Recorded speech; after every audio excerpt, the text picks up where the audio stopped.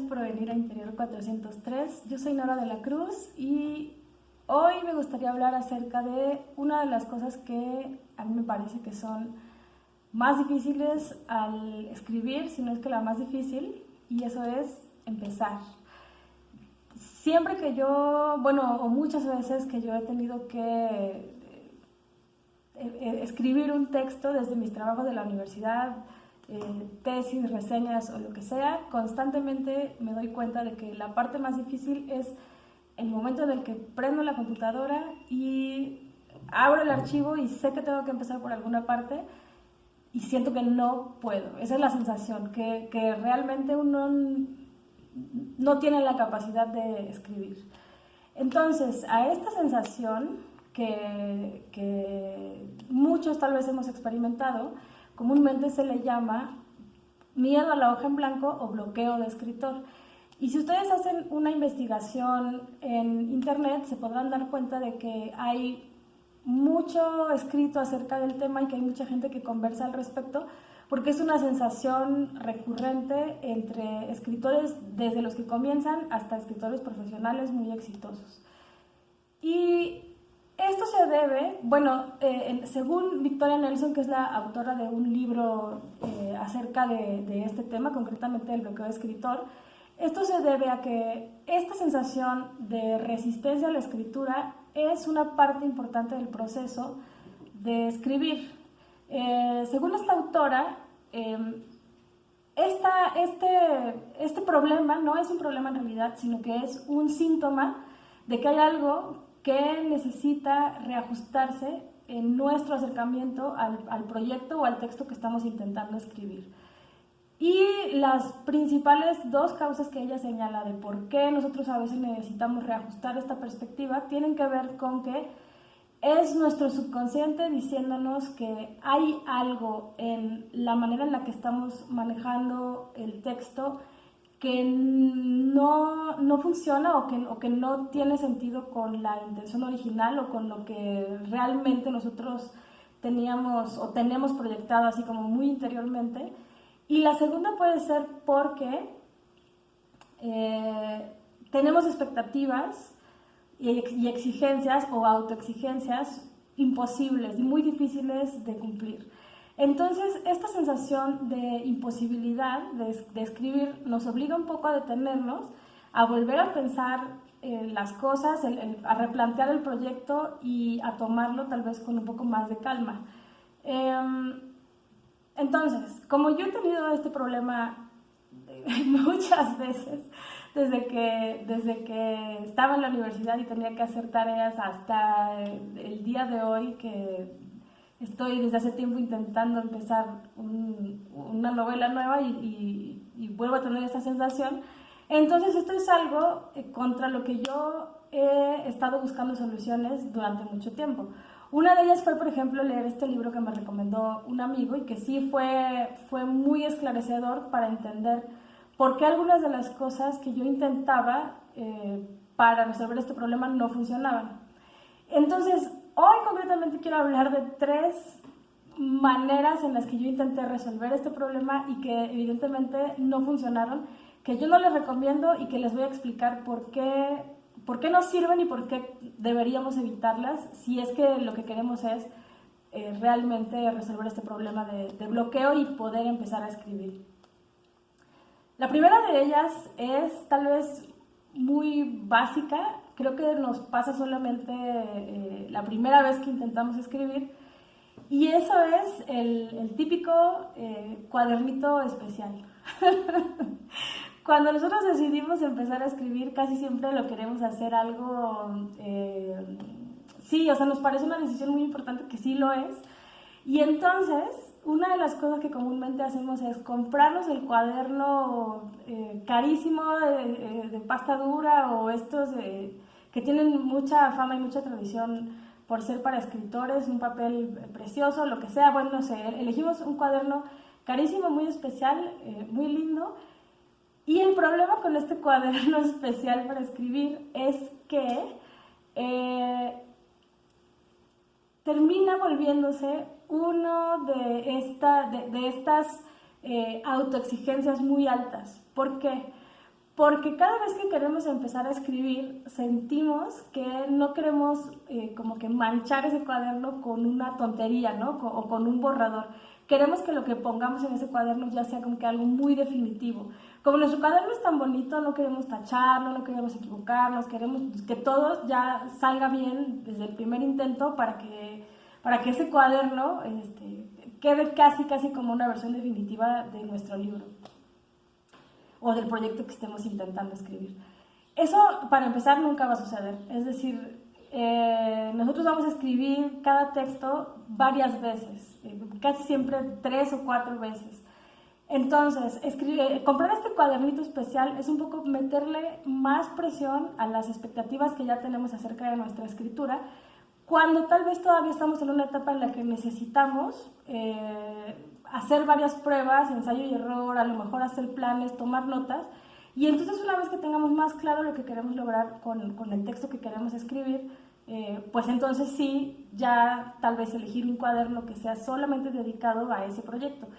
Eso es como yo con el tiempo he terminado haciéndolo. Normalmente para trabajar, para empezar un proyecto, o mejor dicho, yo en mi vida cotidiana siempre traigo una libretita de estas que yo les llamo tamaño pasaporte, que son delgaditas, son pequeñitas, caben en cualquier mochila o bolsa, y las uso para todo, para la lista del súper, para hacer cuentas, para anotar pendientes, lo que sea, pero también cuando se me ocurre algo relacionado con el proyecto que estoy intentando trabajar, tomo una nota y ahí las voy acumulando, o con cualquier proyecto que tenga en mente. Entonces, cuando yo me doy cuenta de que ya tengo muchas notas relacionadas con un proyecto en particular y que ya veo que más o menos está empezando a tomar forma, entonces sí, tal vez elijo un cuaderno particular que sea solamente para dedicarlo a ese proyecto, paso en limpio mis notas, agrego cosas y ya empiezo a trabajar más en forma en planificar la estructura de ese texto, a lo mejor en buscar información y copiarla ahí, o cualquier forma que nosotros tengamos de recopilar ideas y materiales para trabajar en un texto, pues ya vaciarlos en un solo cuaderno, pero nunca esperar que ese cuaderno bonito sea ni la versión definitiva y además no tener miedo de rayarlo o de ensuciarlo, ¿no? Con nuestros errores. Entonces, lo mejor es empezar siempre en un cuaderno como que cualquiera, que no nos duela tanto tachar,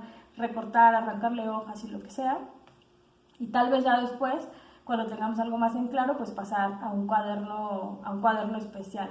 Esto además esta idea yo la vi también explicada en un libro que se llama Tu crítico interior se equivoca, que en ese caso quien la explicaba era una ilustradora, una dibujante, y era exactamente lo mismo. Entonces yo me di cuenta de que eso le pasa a mucha gente, ¿no? A mí me ha pasado o me pasó en algún momento y creo que por eso me pareció importante mencionarlo.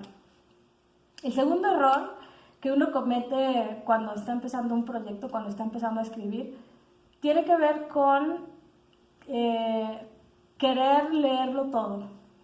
Con esto quiero decir que a veces cuando estamos trabajando en un tema o en un género literario y estamos apenas empezando, nos puede entrar la curiosidad de leer todo acerca de la época en la que se va a situar la historia, ¿no? O leer todos los libros parecidos a lo que yo quiero hacer.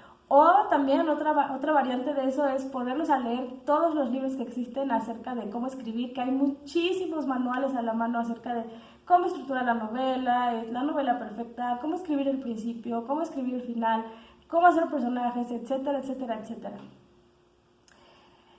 No estoy diciendo que no se necesite leer para escribir, que eso es muy importante, o sea, siempre se necesita y creo que empezar a escribir casi siempre deriva de una experiencia lectora más o menos importante, pero el problema está en que si uno antepone la lectura de demasiados libros al empezar ya concretamente a escribir el proyecto, es otra forma en la que nosotros simplemente nos estamos evadiendo de ese momento de empezar. Es decir, esto es otra forma de, como se dice ahora, procrastinar, ¿no? Entonces, ¿por qué no hay que leer demasiados libros? ¿O cuántos libros son demasiados? Pues yo diría que cuando vamos a escribir un texto, tenemos que leer solamente lo que se necesita, lo estrictamente necesario para comprender nuestro tema y tal vez para saber cómo lo han manejado algunos de los autores en las obras más representativas que se han ocupado de ese tema. Tal vez pueda ser una buena guía. Y concretamente si ya tenemos pensado algún modelo de lo que nos gustaría lograr, pues tal vez leer esos libros que se parecen y que sabemos que nos van a aportar una especie de guía, o que nosotros también nos estamos incorporando a esa tradición. Esa es lo primero, lo básico. Y en el caso de que en el proceso yo me encuentre con alguna dificultad técnica ya muy concreta de no sé cómo escribir diálogos, pues entonces tal vez sí puedo recurrir a un libro dedicado al tema. Pero si no tengo una duda concreta, no vale la pena estar buscando y acumulando libros que solamente leemos y que al final no se convierten en escritura. Si estos libros al final se convierten en algo concreto, si yo cada que leo alguno de estos libros realizo un ejercicio para poner a prueba lo que aprendí, entonces sí vale la pena. Pero si no se convierten más que en lecturas que se acumulan, pues entonces nos están estorbando para empezar nuestro proyecto. Y el tercer error que yo cometí también alguna vez o varias veces es pedir opiniones demasiado pronto. Con esto quiero decir que muchas veces cuando ya tenemos pensado una idea, un proyecto, la idea para un cuento o para un libro, un artículo, lo que sea, a veces nos da por planteársela a alguien más, un poco para ver qué opina, sí, para que nos diga algo al respecto de nuestra idea.